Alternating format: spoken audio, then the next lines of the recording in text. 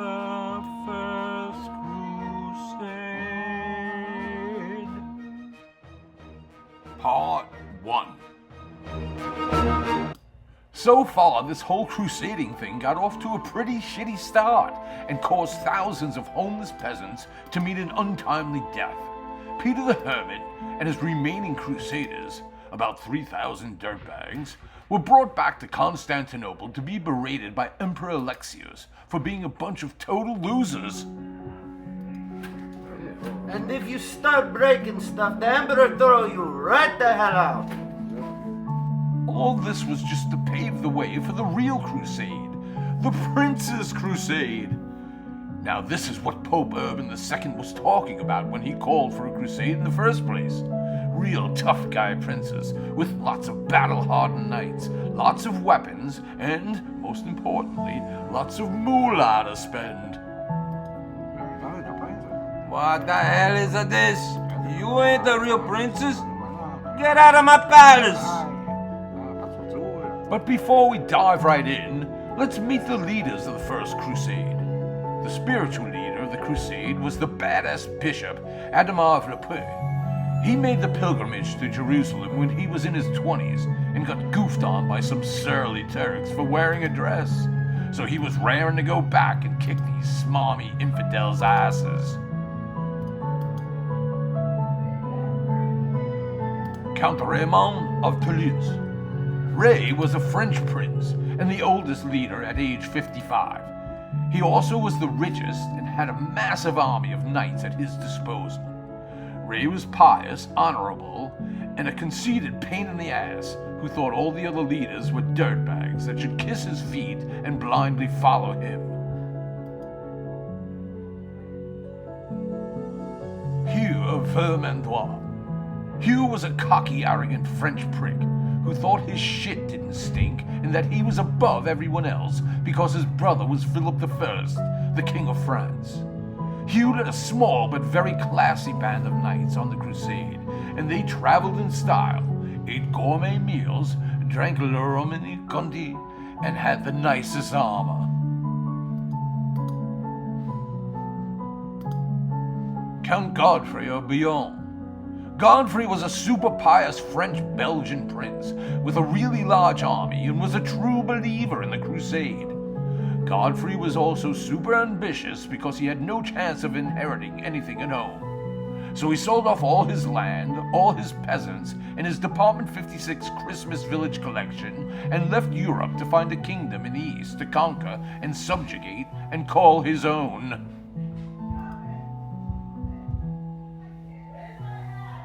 Baldwin of Boulogne and Eustace.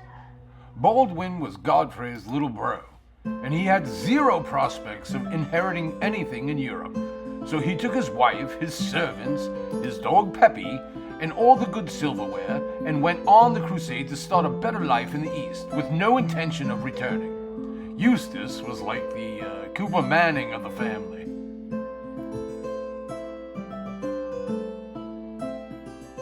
Count Stefan of Blois.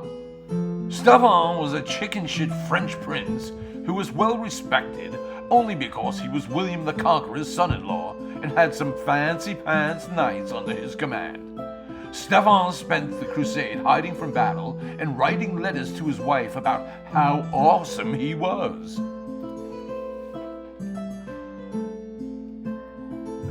Robert Curthose, Duke of Normandy. Bob I was the rebel eldest son of William the Conqueror and hated his family, who made him the target of endless pranks and the butt of every family joke. Bob I left home early on and spent the majority of his life as an aimlessly wandering drunken knight and a deadbeat dad, known for his ferocity in knocking men down and knocking women up.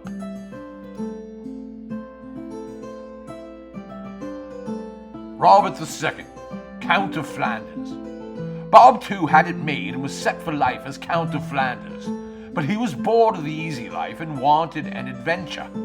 So he agreed to go on crusade as a lark. Plus, he knew where to find the best local taverns and hookers since his dad had already made the pilgrimage to Jerusalem years earlier.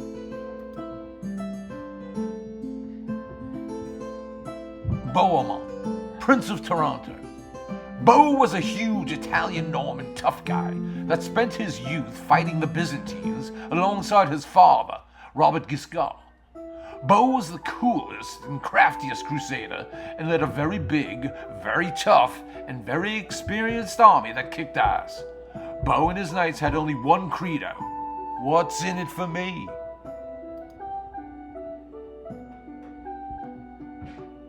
Tancred of Hauteville. Tancred was Bohemond's nephew and the youngest crusade leader at just 21 years old, and was young, dumb, and full of cum.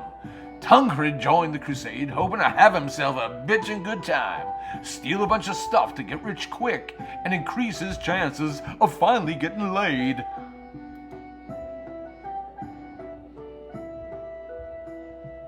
And lo, in August of the year of our Lord 1096, the real crusade was finally underway, as the various princes began to lead their amassed armies, estimated at 60,000 strong and full of piss and vinegar, on the long march eastward towards Jerusalem to inflict a serious ass-whipping on the infidels.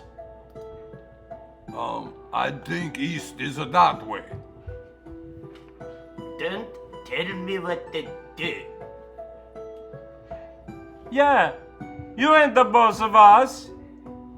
Raymond kept lobbying Pope Urban II to name him as the official leader of the crusade because he was the oldest, most pious, and most experienced of all the princes.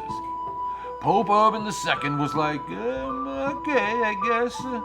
But he made sure that Adhemar of Lipue traveled alongside Ray to keep him in check and prevent him from getting a swelled head.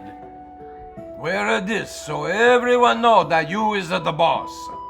I go on Crusade, and all I get is a lousy t-shirt. The Crusader armies, along with thousands of unarmed pilgrims, adventurous weirdos, bored teens, sleazy hookers, indebted gamblers, and stray cats, each set off from different points in Europe and took various routes over land and sea with a plan to rendezvous in Constantinople. Hugh of Vermandois and his fancy-pants knights traveled by ship, preparing to arrive in grandiose style. But a big storm popped up as they neared the coast and trashed their ships on the rocks. To make matters worse, all of Hugh's luggage got lost, and he had to be rescued by the Byzantine navy. I guess we should not have had the leek soup for dinner. Mon Dieu! After being fished out of the water, Hugh wrote a letter to be sent ahead to Emperor Alexios, telling him of Hugh's arrival and that he was kind of a big deal and expected to have his ass lavishly kissed by the lowly Byzantine people. Hugh also demanded to have a bowl of M&Ms in his room with all the brown ones taken out. I don't know how to put this, but I'm kind of a big deal. People know me. Godfrey and his brothers, Baldwin and Eustace, took their large army on the northern land route taken by Peter the Hermit and began to harass Jews along the way. But when Pope Urban II caught wind of their shenanigans, he wrote a strongly worded letter telling them to knock it off and save that tough guy shit for the real infidels over in the Holy Land.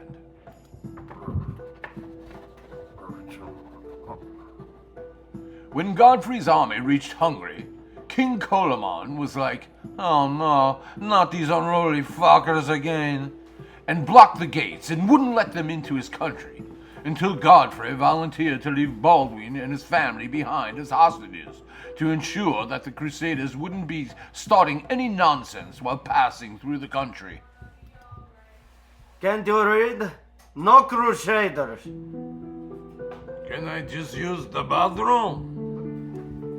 Meanwhile, back in Constantinople, Emperor Alexios wrote up an oath for the Crusader leaders to sign, stating that any lands captured from the Turks legally belonged to him because he was the emperor, and that the finders keepers rule would therefore be negated and not in effect during their campaign.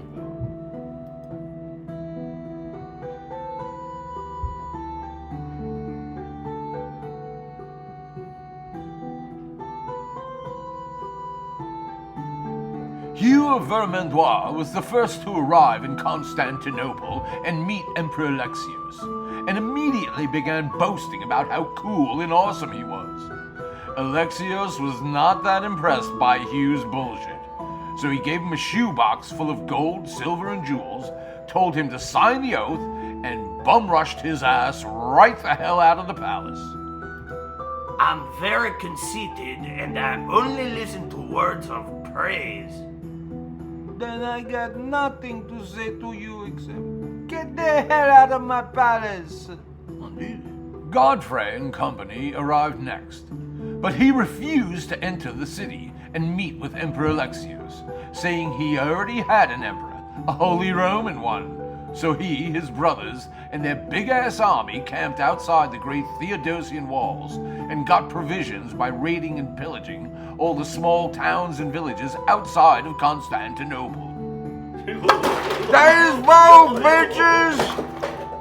Alexios told Hugh to go out to convince Godfrey to sign the oath, but Godfrey dismissed Hugh as a spineless kiss-ass and refused to meet the emperor.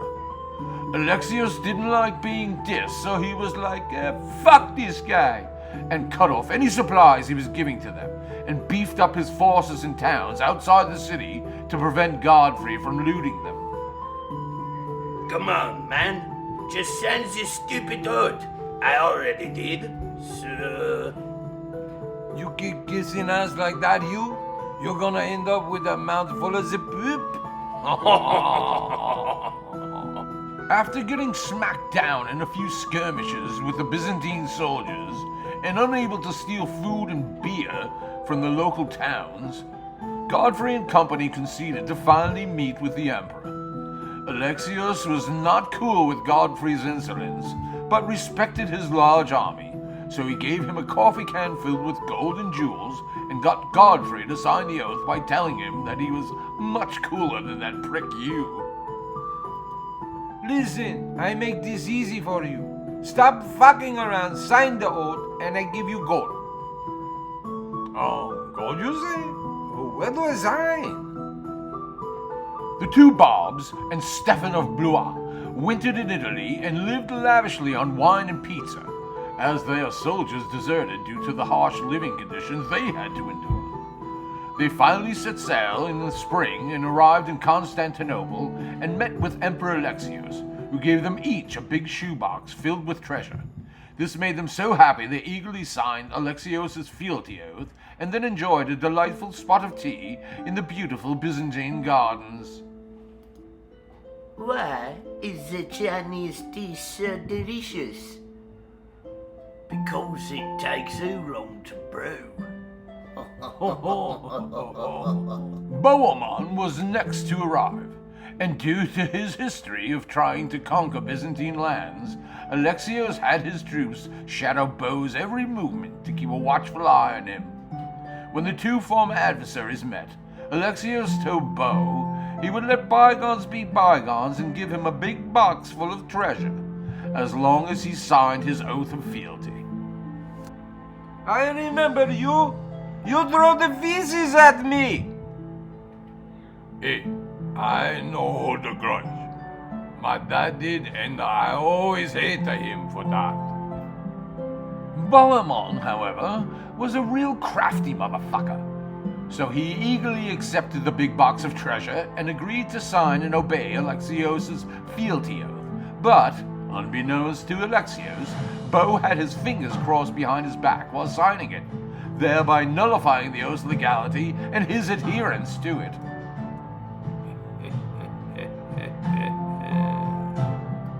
Raymond and his massive army were the last to arrive, and he met with Alexios but refused to sign his fealty oath because he said his only oath was to God. Raymond eventually agreed to give back any conquered land to the Byzantines, as long as Alexios promised to call him Boss Crusader in front of the other guys. Since you no sign the oath, I no give you any gold, so I give you t-shirt instead. Oh, good. Just what I need. Another lousy t-shirt. By April 1096, All the Crusader armies had joined together at Constantinople and were raring to go kill infidels. Alexios gave all the leaders some more treasure, except for Raymond, because he wouldn't sign the oath. A few thousand Byzantine support troops and a shitload of PBJ sandwiches, and ferried the whole lot of them across the Bosphorus Strait. That's right, Crusade Paracross! Woo!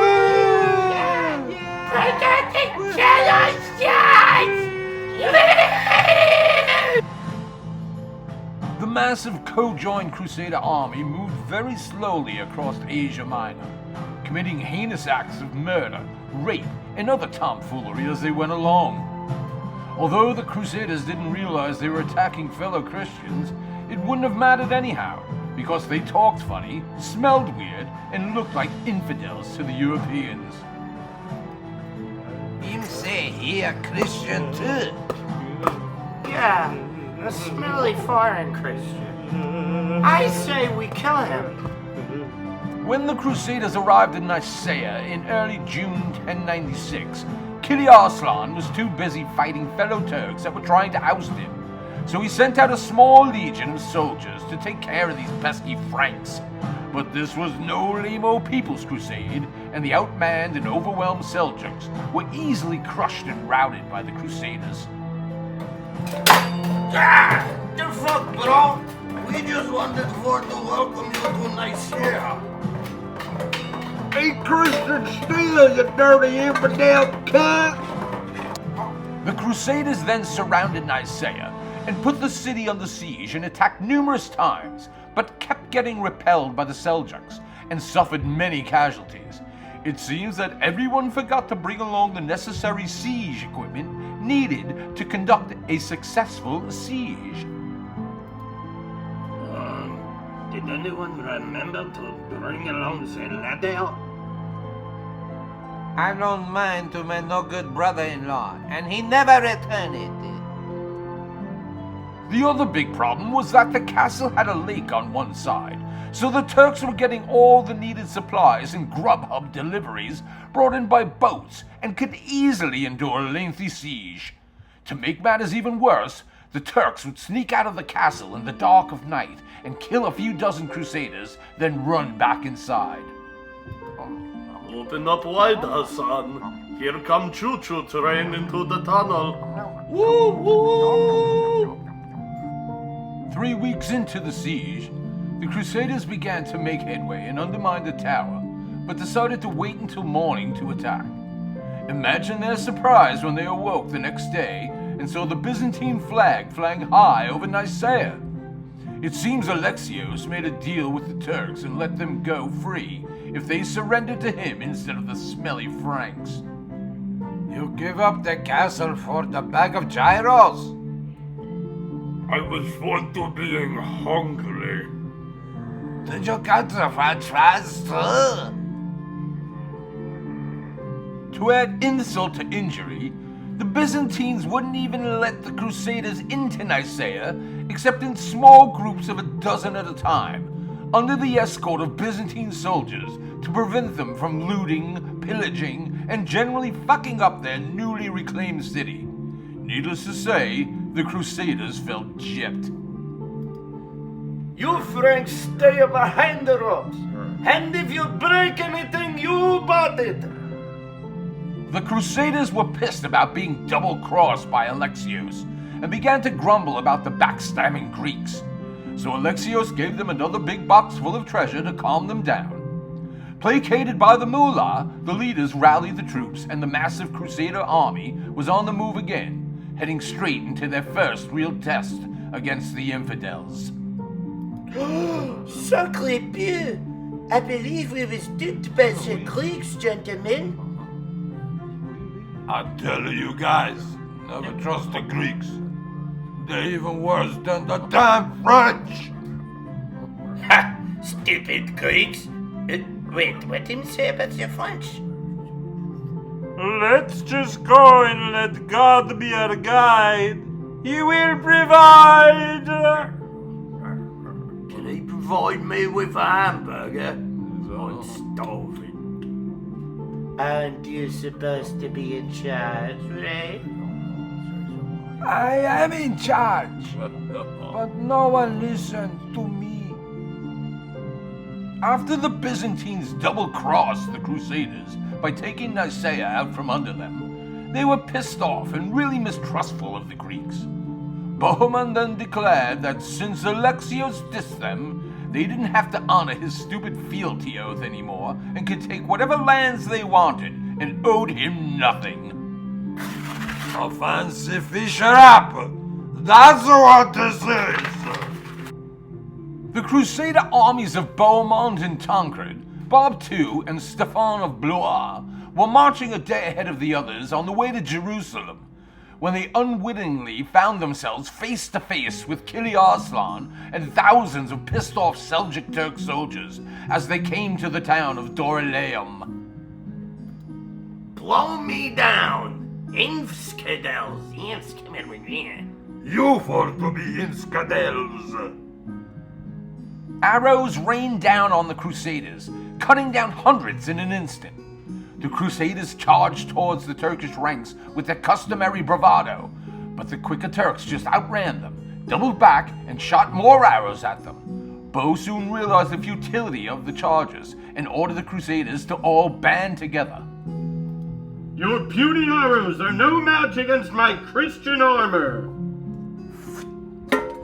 Oh, for Pete's sake, are you kidding me? Under Bohemond's command, the Crusaders held together in a turtle shell, wall of shields, defensive position, and not a single Crusader ever broke rank and held together as they slowly baked under the hot desert sun, and a continuous barrage of arrows pummeled them from the skies above. Come on, man! Keep fighting!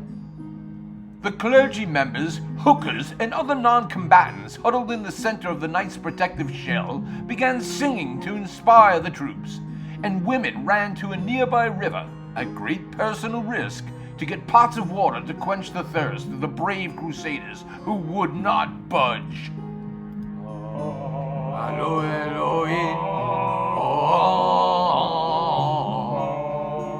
We gotta go now.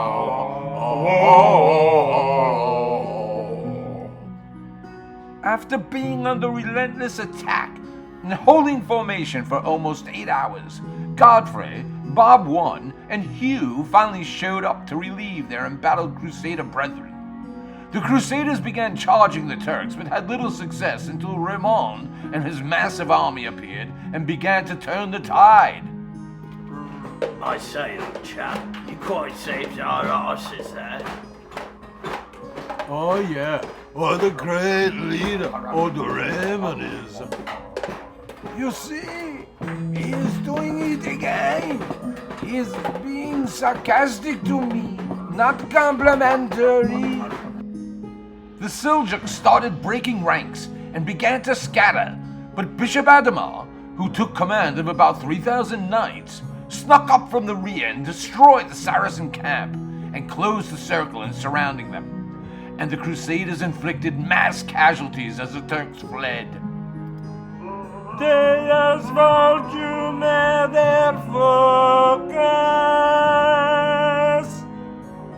The Crusaders gained their first real victory against the infidels, and, although they suffered many casualties, a big-ass victory party was held nonetheless to celebrate their first major achievement.